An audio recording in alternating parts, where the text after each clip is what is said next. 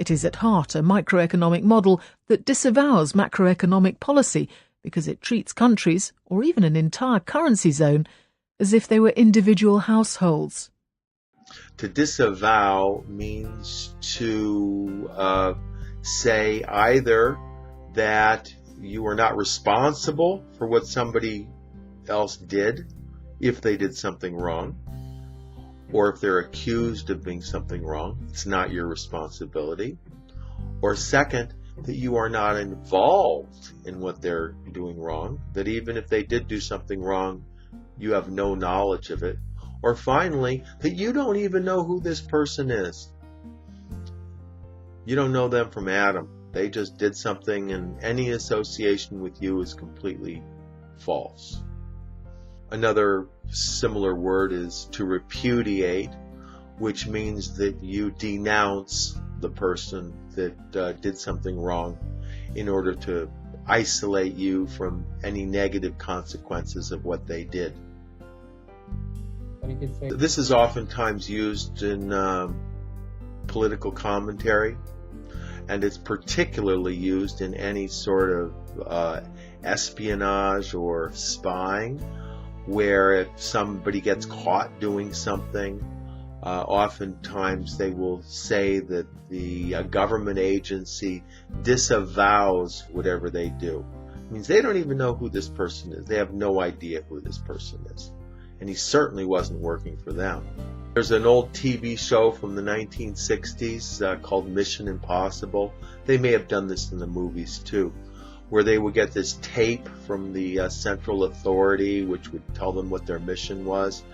And they would say, in case you are caught or killed, the secretary, meaning the Secretary of State, would disavow any knowledge of their actions.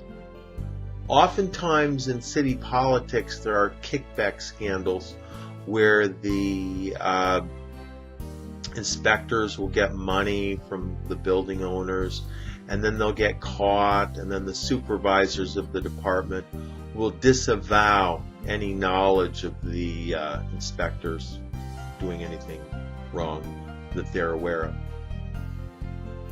even though they may actually know that something's going on.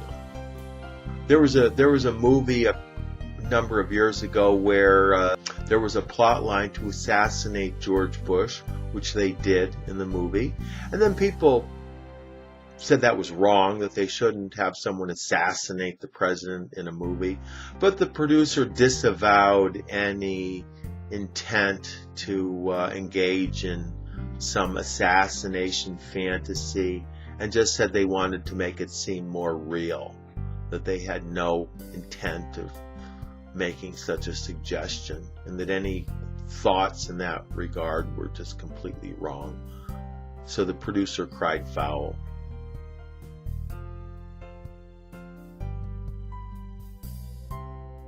A familiar statistic that 6% of its budget goes on private providers glosses over the fact that NHS equipment, from plasters to X-ray machines, has always been produced by independent companies.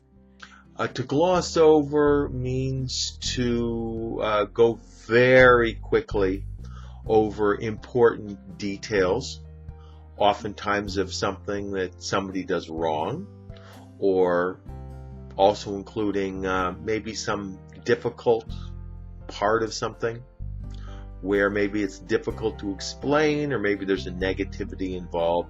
So they just go through it very quickly. They just gloss it over. So to gloss over means to cover up, play down, or minimize anything negative. Where it appears to come from is if you paint over something, the paint is oftentimes glossy paint. Or to use the idea of cover up, you cover up, what do you cover it up with? Paint is the most obvious device.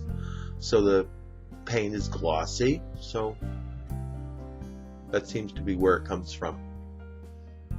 Glossy means shiny.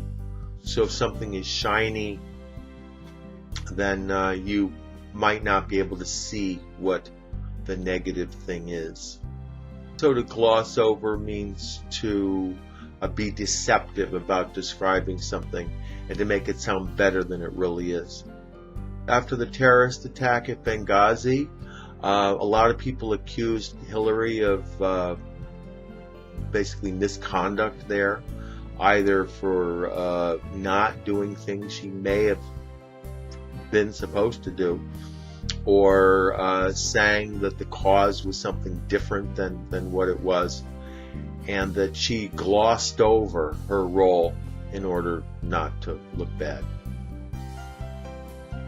At the annual Christmas meeting last year, the boss thanked everybody for the year, but he glossed over the fact that we had layoffs coming up at the beginning of the year. He didn't say anything about it. ESL-fullsteamahead.com